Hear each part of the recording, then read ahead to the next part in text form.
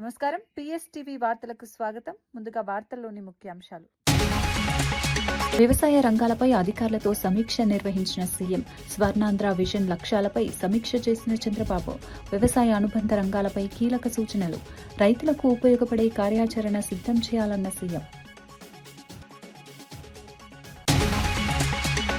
ఆర్ఆర్ఆర్ అంశంపై గవర్నర్ను కలిసిన కవిత. ప్రజా సమస్యలను గవర్నర్ దృష్టికి తీసుకెళ్లిన కవిత. తదుపరి కార్యాచరణ చర్యలో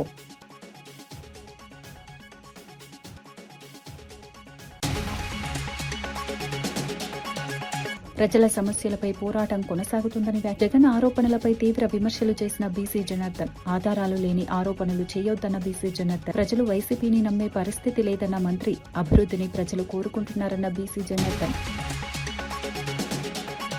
40 లక్షల టన్నుల బొగ్గు ఎక్కడన్న హరీష్ ప్రశ్న. బొగ్గు నిల్వలపై వివరణ ఇవ్వాలని డిమాండ్. 1600 కోట్ల బొగ్గు ఏమైందన్న హరీష్. బొగ్గు నిల్వలపై అనుమానాలు వ్యక్తం చేసిన వైనం.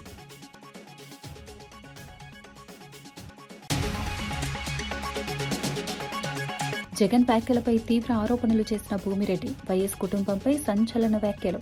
ప్రజలు వాస్తవాలు తెలుసుకోవాలన్న టీడీపీ నేత. జగన్ చరిత్రపై ప్రశ్నలు లేవనెత్తిన భూమిరెడ్డి.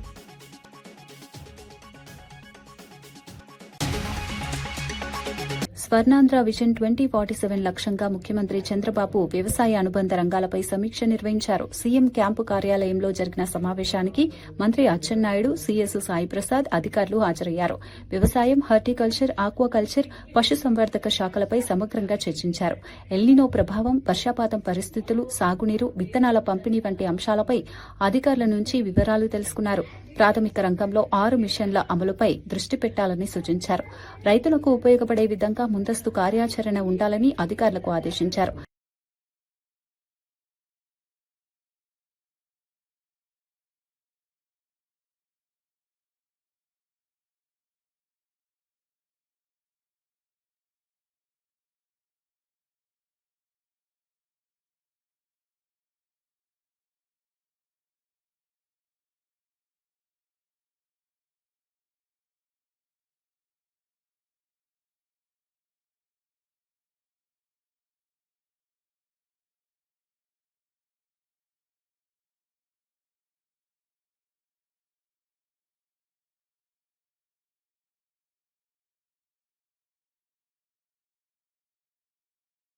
టీడీపీ నేతలపై జగన్ ఆధారాలు లేని ఆరోపణలు చేయడం దారుణమని మంత్రి బీసీ జనార్దన్ రెడ్డి మండిపడ్డారు. వైసీపీ హయాంలో జరిగిన హత్యలు, వివాదాలను ప్రజలు గుర్తుంచుకున్నారని అన్నారు. అందుకే గతంలో 151 స్థానాలు గెలిచిన పార్టీ ఇప్పుడు 11 స్థానాలకు పరిమితమైందన్నారు. జగన్ అభద్రతా భావంతో ఇంటి చుట్టూ ఇనుప కంచెలు వేసుకుని జీవిస్తున్నారని విమర్శించారు. ప్రజలు వైసీపీని నమ్మే పరిస్థితి లేదన్నారు. సీఎం చంద్రబాబు, మంత్రి లోకేష్లను విమర్శించే అర్హత జగన్ కు లేదని స్పష్టం చేశారు. ప్రజలు అభివృద్ధిని కోరుకుంటున్నారని తెలిపారు. గుడ్డలి పార్టీ నిన్ను ఒక్కటే గుర్తు పెట్టుకోవాలి. జగన్మోహన్ రెడ్డి గారు ఇన్ని సామెతలు చెప్తా ఉన్నావు. 151 సీట్ల నుంచి 11 సీట్లకే నేను మిగిల్చారంటే ప్రజలు నీ యొక్క మనోభావాలు ఏమింటాయి, నీ చరిత్రను కూడా ప్రజలు నీ నడివడికన 5 సంవత్సరాల కాలంలో నువ్వు చేసినటువంటి అరాచకము, నువ్వు చేస్తున్నటువంటి అరాచకము, ఆ అరాచకాలను చూసిన తర్వాతనే నిన్ను 151 నుంచి 11కు దింపినారే. ఇంకా నీకు ఒక్కటే ఇక్కడ రాజారెడ్డి గారిలో ఉన్నటువంటి DNA, రాజారెడ్డి గారిలో ఉన్నటువంటి క్రూర స్వభావాలు ఏవి ఉన్నాయో ఆ క్రూర స్వభావాలన్నీ కూడా జగన్మోహన్ రెడ్డి గారు. జగిత్యాల ఆర్టీసీ డ్రైవర్ అశోక్ ను వెంటనే విధుల్లోకి తీసుకోవాలని మాజీ మంత్రి గంగుల కమలాకర్ డిమాండ్ చేశారు. లేదంటే రీజనల్ మేనేజర్ కార్యాలయం ముందు బైఠాయిస్తామని హెచ్చరించారు. రైతుల సమస్యలపై ప్రశ్నించినందుకై ఇంత కఠిన చర్యలు తీసుకుంటారా అని ప్రశ్నించారు. తమ ప్రభుత్వ హయాంలో తమపై విమర్శలు చేసిన వారిని ఇబ్బంది పెట్టలేదని గుర్తు చేశారు. అశోక్ ఇచ్చిన రిమూవల్ లెటర్ ను వెంటనే వెనక్కి తీసుకోవాలని డిమాండ్ చేశారు.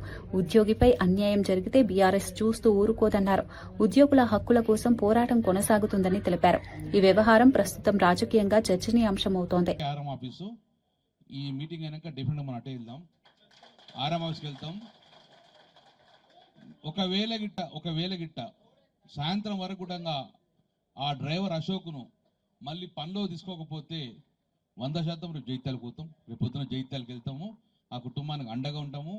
ఎట్లయితే బీఆర్ఎస్ పార్టీ సోషల్ మీడియా ఒక్కసారి తగులుకుంటే అంటుకుంటుంది కాబట్టి ఇవాళ సాయంత్రం నుంచి మనం అశోక్ రిక్రూట్ అయ్యేదాకా సోషల్ మీడియాను వాడుకుంటాము. ఒక అరగంటతో మీటింగ్ అనగా జీవన సభను తీసుకొని వెళ్ళి అందరం కలిసి వెళ్ళి ఆర్ఎం రిప్రజెంట్ చేస్తాం. ఒకవేళ గిట్ట సస్పెండ్ చేయకపోతే సంతోషం, సస్పెండ్ చేస్తే నువ్వు మళ్ళీ సాయంత్రం రిక్రూట్ అయ్యేదాకా మేము అక్కడే కూర్చుంటామని చెప్పేసి కరీంనగర్ నుంచి స్టార్ట్ చేస్తాము. ఆయన ఏమన్నాడు, వాస్తవంగా ఆయన ఏమన్నాడు, నేను ఏ పార్టీని విమర్శించలేదు, నేను ఏ పార్టీ నాయకుని కాదు, కేవలం ప్రభుత్వాన్ని వడ్లుగోనుమను అన్నాడు అంతే. దానికి అంటే ఎవరు మాట్లాడితే వాళ్ళని సస్పెండ్ చేసుడు, ఎవరు సోషల్ మీడియా పెడతారు జైలు. అట్లనే మేము ప్రభుత్వం ఉన్నప్పుడు ఎన్ని విమర్శలు చేసిన మమ్మల్ని, ఎంతమంది జైలుకి వేసాం, మనం వేసినామా? సో ఇది ప్రజల మీద తిరుగుబాటు చేస్తుండ్రు, ప్రజలను ఇబ్బంది చేస్తుండ్రు. ఇటు బీఆర్ఎస్ బీజేపీ పార్టీ కాంగ్రెస్ రెండు కూడా మాట్లాడితే ప్రజలను జైలు వేసే పరిస్థితి వచ్చింది. రాష్ట్రంలో 40 లక్షల మెట్రిక్ టన్నుల బొగ్గు స్టాక్ ఉందని అధికారిక వెబ్సైట్ చెబుతోందని మాజీ మంత్రి హరీష్ రావు తెలిపారు. ఈ బొగ్గుపై కోల్సేల్ ఆదాయపు పన్నులు చెల్లించారని పేర్కొన్నారు. దాదాపు 1600 కోట్ల విలువైన బొగ్గు ఎక్కడికి వెళ్లిందని ప్రశ్నించారు. అంత పెద్ద పరిమాణంలో ఉన్న నిల్వలు ఇప్పుడు కనిపించకపోవడంపై అనుమానాలు వ్యక్తం చేశారు. బొగ్గు నిల్వలను ఎక్కడ దాచారో ప్రజలకు చెప్పాలని డిమాండ్ చేశారు. ప్రభుత్వం దీనిపై పూర్తి స్థాయిలో వివరణ ఇవ్వాలని కోరారు. ప్రజల ఆస్తుల విషయంలో పారదర్శకత అవసరమని పేర్కొన్నారు. ఒక్కొక్క బొగ్గుబాయి మీద ఇంత స్టాక్ ఉన్నది అని సింగరేణి అఫీషియల్ వెబ్సైట్లో చూపిస్తుంది. 40 లక్షల మెట్రిక్ టన్నుల బొగ్గు. ఎంత మందమర్రి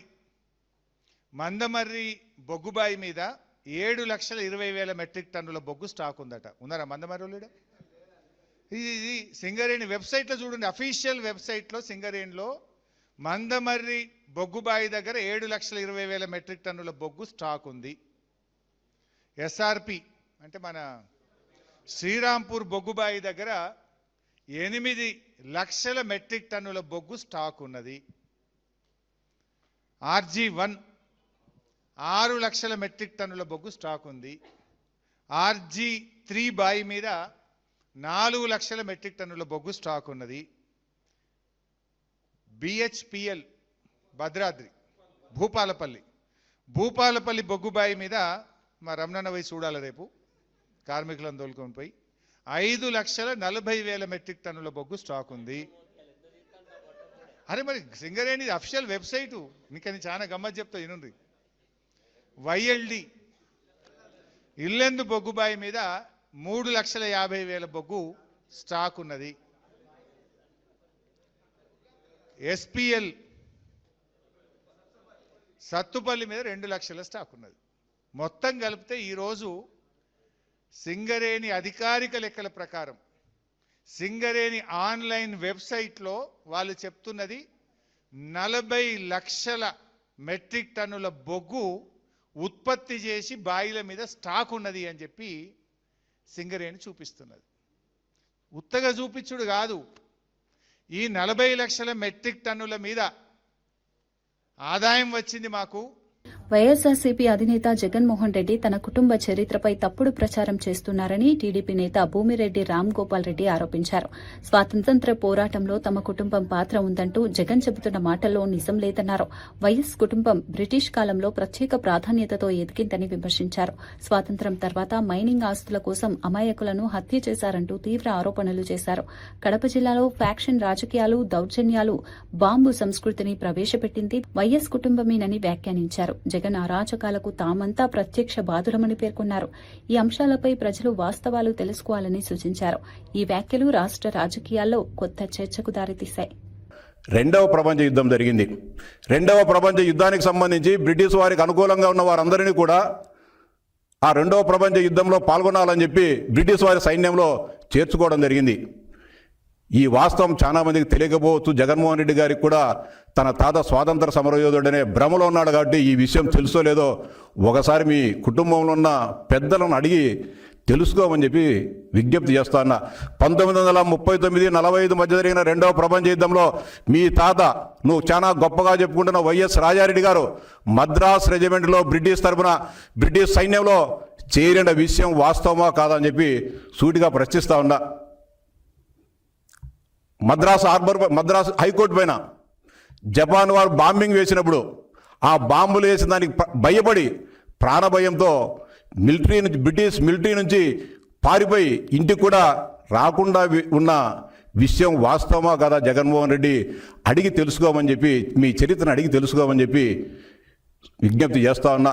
స్వాతంత్ర 1947 ఆగస్టు 15వ తారీఖు ఈ దేశానికి స్వాతంత్రం వస్తే, స్వాతంత్రం వచ్చేటంత వరకు కూడా మీ తాత ఎక్కడ నువ్వు మిలిటరీ నుంచి పారిపోయి వచ్చావు కాబట్టి ఇక్కడ ఉండే పోలీసులు అరెస్ట్ చేస్తారేమనే భయంతో, అంటే అరెస్ట్ చేసి మళ్ళీ ఇక్కడ మళ్ళీ మిలిటరీకి తీసుకొని పోతారనే భయంతో నువ్వు దేశాలు, మీ తాత ఊరికి రాకుండా దేశాలు పట్టుకొని తిరిగిన విషయం వాస్తవమో కాదో మీ పెద్దలను అడిగి తెలుసుకోమని చెప్పి చెప్తా ఉన్నా.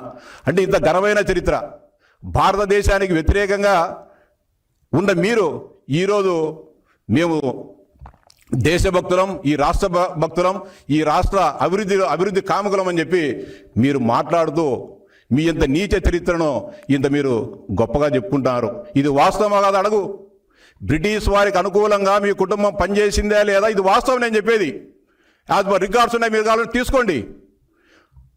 మీ తాత పని చేశాడా లేదా, మీరు బ్రిటిష్ వాళ్ళ దగ్గర లేచా లేదా. ఈరోజు సిఎస్ఐ స్కూల్లో కూడా ఉన్న పాత రికార్డులో ఎడుగూరి సందింటి వెంకటరెడ్డి అక్కడ ఉద్యోగం చేశాడా లేదా స్వాతంత్రానికంటే ముందు అనే విషయం ఈరోజు కూడా రికార్డులో ఉన్నాయి. కావాలంటే నీ మనుషులు పంపించి వెరిఫై చేసుకో జగన్మోహన్ రెడ్డిని చెప్తా ఉన్నా. దాని తర్వాత స్వాతంత్రం వచ్చిన తర్వాత అనేక రకాల పరిణామాల నేపథ్యంలో మీ కుటుంబం పెద్దది, రకరకాల ఆ కాలంలోనే కొంత వ్యాపారాలు చేసేవారు, వాస్తవమేమే కాదని చెప్పలే. కానీ మిగతా వాళ్ళ వ్యాపారాలు చేసేవాళ్ళు, కానీ మీ తాత రాజారెడ్డి గారు అరాచకం చేసేవాళ్ళు, రౌడీజం చేసేవాళ్ళు, పంచాయతీలు చేసేవాళ్ళనే విషయం అందరికి కూడా తెలుసు. అందరూ కూడా మీ కుటుంబంలో అందరూ కూడా పెద్ద పెద్ద చదువులు చదువుకున్నారు. అంటే రాజశేఖర రెడ్డి గారి మేనత్తలు కానీ, రాజశేఖర రెడ్డి గారి పెదనాన్నలు, చిన్నాన్నలు. తెలంగాణలో రైతుల పేరుతో బీజేపీ నేతలు డ్రామా యాత్రలు చేస్తున్నారని ప్రభుత్వ విప్ వేముల వీరేశం మండిపడ్డారు. రైతులపై నిజమైన ప్రేమ ఉంటే ఢిల్లీలో నిరసనలు చేయాలని సవాల్ విసిరారు. సీఎం రేవంత్ రెడ్డి నేతృత్వంలో ప్రతి గింజను ప్రభుత్వం కొనుగోలు చేస్తోందని స్పష్టం చేశారు. రైతులకు 72 గంటల్లోనే డబ్బులు జమ చేస్తున్నామని వెల్లడించారు. బీజేపీ, బీఆర్ఎస్ పార్టీలు రాజకీయ ప్రయోజనాల కోసం రైతులను ఉపయోగిస్తున్నాయని ఆరోపించారు. రైతులు ఈ రాజకీయాలను నమ్మరని పేర్కొన్నారు. రైతుల సంక్షేమం కోసం ప్రభుత్వం కట్టుబడి ఉందని తెలిపారు. తీసుకొచ్చి రైతుల ఉసురు తీసుకున్నటువంటి పార్టీ బీజేపీ పార్టీ. ఈ దేశంలో రైతు వ్యతిరేక పార్టీ, రైతు వ్యతిరేక ప్రభుత్వం ఏదన్నా ఉందంటే అది బీజేపీ ప్రభుత్వం, నరేంద్ర మోడీ ప్రభుత్వం, బీజేపీ పార్టీనే అనేటువంటి విషయాన్ని రైతాంగానికి మేము విజ్ఞప్తి చేస్తాము. ఈరోజు ఈ రాష్ట్రంలో 1,50,00,000 మెట్రిక్ టన్నుల ధాన్యం ఉత్పత్తి అవుతూ ఉంది, పండుతూ ఉంది. ఈ ధాన్యాన్ని వేగంగా కొనటం కోసం తెలంగాణ రాష్ట్ర ప్రభుత్వం, గౌరవనీయులు మా ముఖ్యమంత్రి గారు అన్ని రకాల చర్యల్ని చేపట్టింది. ధాన్యం అమ్ముకున్న వెంటనే 72 గంటల్లోనే, 3 రోజుల్లోనే రైతుల ఖాతాలకు డబ్బులు వచ్చేటువంటి ఏర్పాటు చేసింది. 22,000 కోట్ల రూపాయలని ధాన్యం కొనుగోలు జరిగిన వెంటనే రైతులకు ఇవ్వడానికి ఇలా డబ్బును కూడా అందుబాటులో ఉంచారు. కొంత ఆలస్యం అవుతుంది కొన్ని చోట్ల. ఎందుకు అంటే ఈరోజు బెంగాలీ నుంచి సంబంధించినటువంటి అమాలీలు అక్కడ ఎలక్షన్ ఉండటం మూలంగా వాళ్ళు రావటం ఆలస్యమై, వాళ్ళు రాకపోవటం మూలంగా కొంత లోకల్ అమాలీ పర్సంటేజ్ తక్కువ ఉండటం మూలంగా ఈరోజు కొద్దిగా ఆలస్యమైంది. అయినా ఇన్ టైంలో ధాన్యం కొనటానికి కావలసినటువంటి అన్ని ఏర్పాట్లను తెలంగాణ రాష్ట్ర ప్రభుత్వం చేసిందనేటువంటి ఒక విషయాన్ని ఈ సందర్భంగా మేము తెలియజేస్తాం. ఈరోజు మా నల్గొండ జిల్లాలో యాదాద్రి, భువనగిరి, ఆలేరుకు వీళ్ళు పర్యటిస్తాం. పోయిన సీజన్లో ఆలేరు, యాదాద్రి, భువనగిరి, రావణపేట మండలం, అట్లాగే తుంగతుర్తికి సంబంధించినటువంటి అనేక మండలాలు కూడా ఈ యాదాద్రికి వస్తుంది. పోయిన సంవత్సరం జూన్ 11, 12 నాటికి అక్కడ కొనుగోళ్లను మేము పూర్తి చేసినాం. ఈసారి అంతకంటే ముందే 4, 5 తారీఖులనే పూర్తి కాబోతా ఉన్నాయి. గత సంవత్సరం కంటే 10 రోజుల లేటుగా ఈరోజు మేము ఐకేపీ, బీఆర్ఎస్, కాంగ్రెస్ పార్టీలు ప్రజలను తప్పుదారి పట్టించాయని బీజేపీ తీవ్ర విమర్శలు చేసింది. హామీలు ఇవ్వడంలో ముందుండి అమలులో మాత్రం విఫలమయ్యాయని ఆరోపించింది. పాలనా జవాబుదారీతనం విషయంలో 2 పార్టీల మధ్య తేడా లేదని పేర్కొంది. స్థానిక సంస్థల ఎన్నికల నేపథ్యంలో రాజకీయంగా విమర్శలు మరింత పెరిగాయి.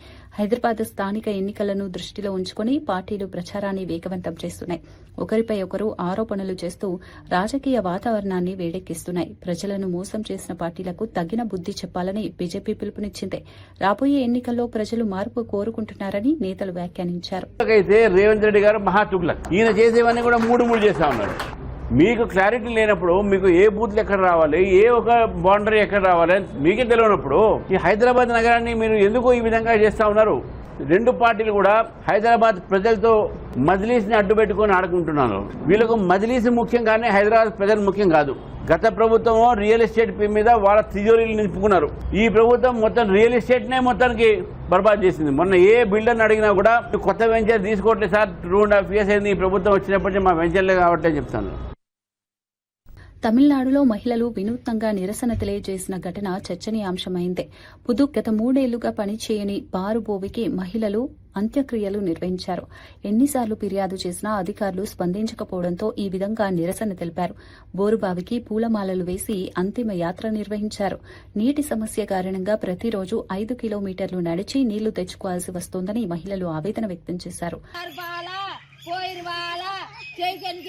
விஜய்க்கு போட்டு ஜெயிக்க வச்சு இன்னும் ஒன்னே காணும். ஆமா, இல்லத்திரவட்டி கிராமத்துலேருந்து பேசுகிறோம். 3 வருஷமா தண்ணியே வரல, போரில் சுத்தமாக தண்ணியே கிடையாது. நாங்களும் போகாத இடம்ல கலெக்டர் ஆஃபீஸ் வரைக்கும் போயிட்டு வந்துட்டோம். தண்ணியே தர முடியாதுன்னு சொல்கிறா. 20 வீட்டுக்கு எதுக்கு தண்ணிங்கிறாங்க. அப்போ 25 ஓட்டுக்கிட்ட இருக்குது. அப்போ ஏன் ஓட்டு கேட்டு வர்றாங்க? ஓட்டு கேட்டு வந்தும் ஓட்டு தானே போட்டு வந்திருக்கோம். 2 மாசத்துல போட்டு தரோம்னு சொன்னாங்க. இப்போ 1 మాసం ఆచి ఇన్నర వరకు ఎంత మాటలు. మొక్కజొన్నల కొనుగోళ్ల విషయంలో కేంద్ర ప్రభుత్వం సహకరించడం లేదని మంత్రి అడ్లూరి లక్ష్మణ్ కుమార్ ఆరోపించారు. కేంద్రం పెంచిన డీజిల్, పెట్రోల్ ధరల వల్ల సామాన్య ప్రజలపై తీవ్ర భారం పడుతోందన్నారు. పెరిగిన ఇంధన ధరల ప్రభావం రైతులపై ఎక్కువగా పడుతోందని వ్యాఖ్యానించారు. రైతులకు అండగా నిలవాల్సిన సమయంలో కేంద్రం విఫలమైందని విమర్శించారు. ధాన్యం కొనుగోళ్లలో రాష్ట ప్రభుత్వానికి అవసరమైన మద్దతు అందడం లేదన్నారు. వ్యవసాయ రంగం ఇబ్బందుల్లో ఉన్నా కేంద్రం స్పందించడం లేదని మండిపడ్డారు. రైతుల ప్రయోజనాలను కాపాడటంలో రాష్ట ప్రభుత్వం కట్టుబడి ఉందని తెలిపారు. జనతా పార్టీ జై శ్రీరామ్ అంటారు తప్ప ప్రజలకు సంబంధించిన ఇలాంటి యొక్క సంక్షేమానికి సంబంధించిన కానీ అన్నదాతలను ఆదుకునే విషయంలో కానీ నిరుద్యోగులను ఆదుకునే విషయంలో కానీ ఈరోజు ఇన్ని విధాలా కూడా రాష్ట్ర ప్రభుత్వం లోపల ఈ తెలంగాణ రాష్ట్రాల ప్రజలకు ఇబ్బందులు ఇక్కడ కూడా పాలు పంచుకోలే. రాష్ట్ర ప్రభుత్వం ద్వారా దామాషా ప్రకారం మనం ఎంతైతే పన్ను చెల్లిస్తామో కేంద్ర ప్రభుత్వం నుంచి మన రాష్ట్ర ప్రభుత్వానికి మన తెలంగాణకు అంత రాదు. మరి అరకొరగా ఇచ్చి ఈరోజు నిధులు సరిగి ఇవ్వక, మన సంక్షేమాన్ని పట్టించుకోక, మన అన్నదాతలను పట్టించుకోక తిరిగి డీజిల్ ఛార్జీలు, పెట్రోల్ ఛార్జీలు పెంచిళ్ళు. మొన్నటి వరకు 2023 డిసెంబర్ వరకు మేమే రాజులం, మేమే మంత్రులు బీఆర్ఎస్ పార్టీ ఒక్క మాట మాట్లాడతలేదండి. డీజిల్ మీద మాట్లాడతలేదు, పెట్రోల్ మీద మాట్లాడతలేదు. ఈ రోజు ఏదైతే పెంచినటువంటి డీజిల్, పెట్రోల్ ధర ద్వారా సామాన్య ప్రజల మీద పెను భారం పడుతుంది. మన తక్షణమే నరేంద్ర మోడీ గారు మీరు ఏదైతే పెంచినటువంటి డీజిల్ ధరలను, పెట్రోల్ ధరలను వెంటనే మీరు ఏదైతే పెంచిన ధరలను వెంటనే మీరు ఉపసంహరించుకోవాలని చెప్పేసి డిమాండ్ చేస్తూ తక్షణమే గిట ఆ పెంచిన ధరలు తగ్గించుకోకపోతే రేపు రాబోయే రోజుల్లో రాష్ట్ర కాంగ్రెస్ పార్టీ ఆధ్వర్యంలో మహేష్ కుమార్ గౌడ్ ఆధ్వర్యంలో ముఖ్యమంత్రి గారు రేవంత్ రెడ్డి గారి ఆధ్వర్యంలో పెద్ద ఎత్తున గ్రామాన్న ప్రజలతో నిరసన కార్యక్రమం చేపడతామనే విషయాన్ని కూడా మనవి చేసుకుంటూ పెట్రోల్, డీజిల్ పై లీటర్కు 10 రూపాయల ఎక్సైజ్ డ్యూటీ తగ్గించినట్లు జరుగుతున్న ప్రచారంపై స్పష్టత వచ్చింది. కేంద్ర ఆర్థిక మంత్రి నిర్మలా సీతారామన్ చేసిన వ్యాఖ్యలు తాజాగా చేసిన ప్రకటనలు కావని తేలింది. ఇవి గతంలో మార్చి 27న కేంద్రం అమలు చేసిన పన్నుల తగ్గింపుకు సంబంధించినవేనని అధికారులు వివరించారు. సామాన్య ప్రజలపై భారం తగ్గించేందుకు గతంలోనే కేంద్రం భారీ స్థాయిలో పన్నుల కోత విధించిందని గుర్తు చేశారు.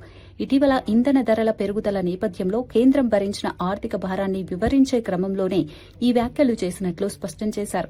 సోషల్ మీడియాలో జరుగుతున్న ప్రచారాన్ని ప్రజలు నమ్మే ముందు వాస్తవాలు తెలుసుకోవాలని సూచిస్తున్నారు. ఈ అంశంపై రాజకీయ వర్గాల్లోనూ చర్చ కొనసాగుతోంది.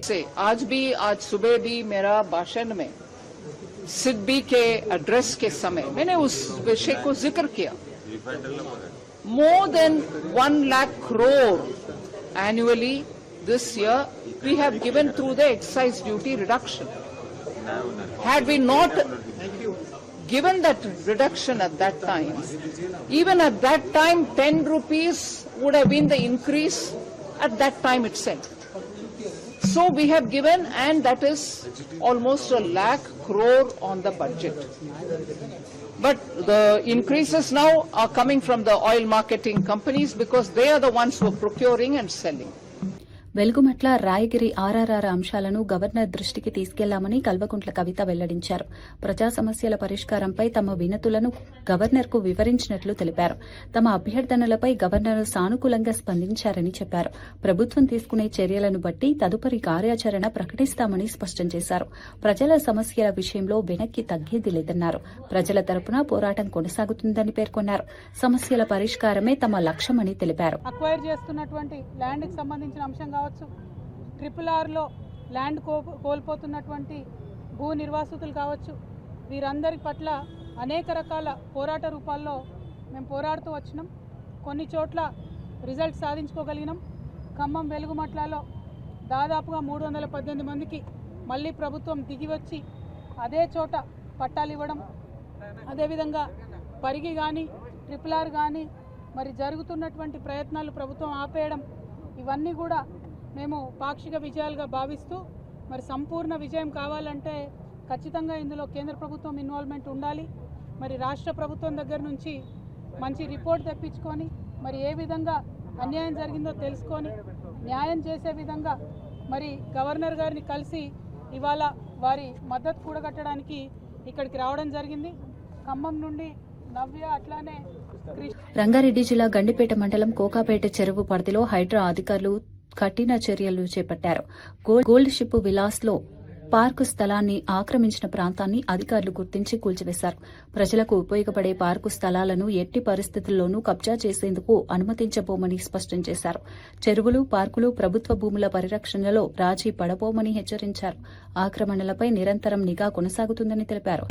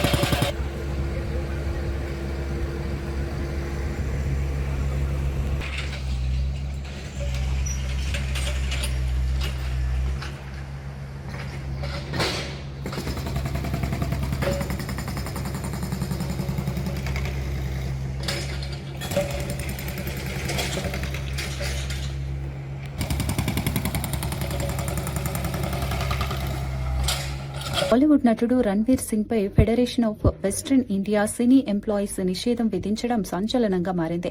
డాన్ 3 సినిమా నుంచి రణ్వీర్ తప్పుకోవడంతో నిర్మాతలు ఫర్హాన్, రితీష్లు భారీగా నష్టపోయారని ఫెడరేషన్ తెలిపింది. దాదాపు 45 కోట్ల రూపాయల ప్రీ ప్రొడక్షన్ నష్టం వాటిల్లినట్లు పేర్కొంది. వివాదం పూర్తిగా పరిష్కారమయ్యే వరకు రణ్వీర్తో ఎవరూ పనిచేయవద్దని సినీ పరిశ్రమకు సూచించింది. నటుల నిర్ణయాల వల్ల నిర్మాతలు నష్టపోతే పరిశ్రమకు అది ప్రమాదకరమని federation chief adviser Ashok Pandit వ్యాఖ్యానించారు. ఈ పరిణామం బాలీవుడ్ వర్గాల్లో తీవ్ర చర్చకు దారితీసింది.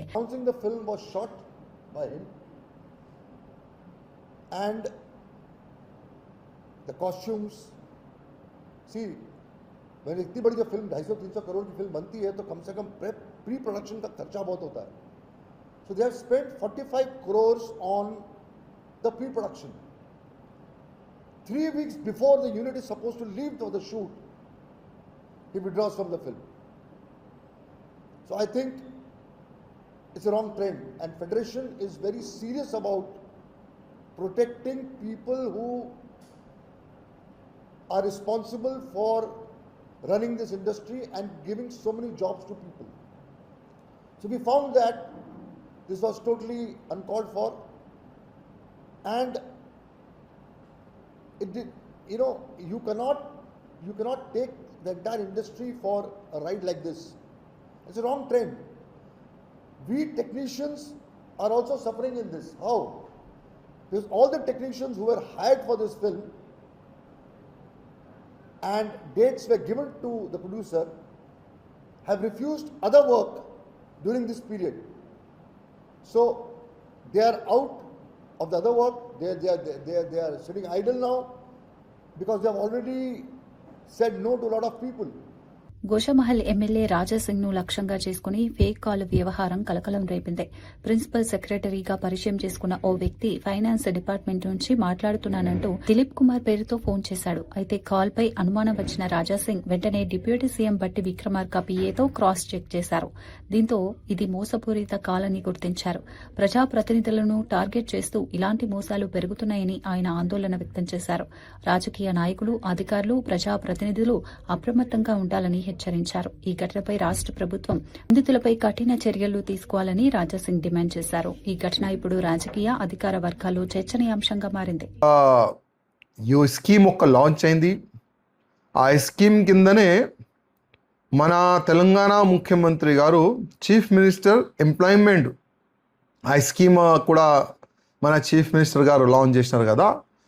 కొంతమంది యువకులకి ఈచ్ కాన్స్టెన్సీ 3 కోట్ల రూపాయలు అంటే ఒక యూత్కి 10 lakh rupees వాళ్ళు లోన్గా ఇస్తున్నారు. అదేవిధంగా 50% సబ్సిడీ ఉంటుంది. మీరు ఎందుకు అప్లై చేయలేదు, మీరు ఎందుకు ఇంత లేట్ అయినారు, మీరు అన్ని విధాలుగా ఈ స్కీమ్కి మీరు ముందు ఉంటారు కదా, ఎందుకు ఈ స్కీమ్ మీ నాలెడ్జ్లో రాదా అని ఆ యాంగిల్లో అయినా మాట్లాడాడు. నేను చెప్పిన కరెక్టే, నాకు ఈ నాలెడ్జ్లో రాలేదు, నాకు తెలియదు. ఎందుకంటే ఫైనాన్స్ డిపార్ట్మెంట్ నుంచి డైరెక్ట్లీ నాకు కాల్ అంటే నేనైతే నిజం అనుకున్నా.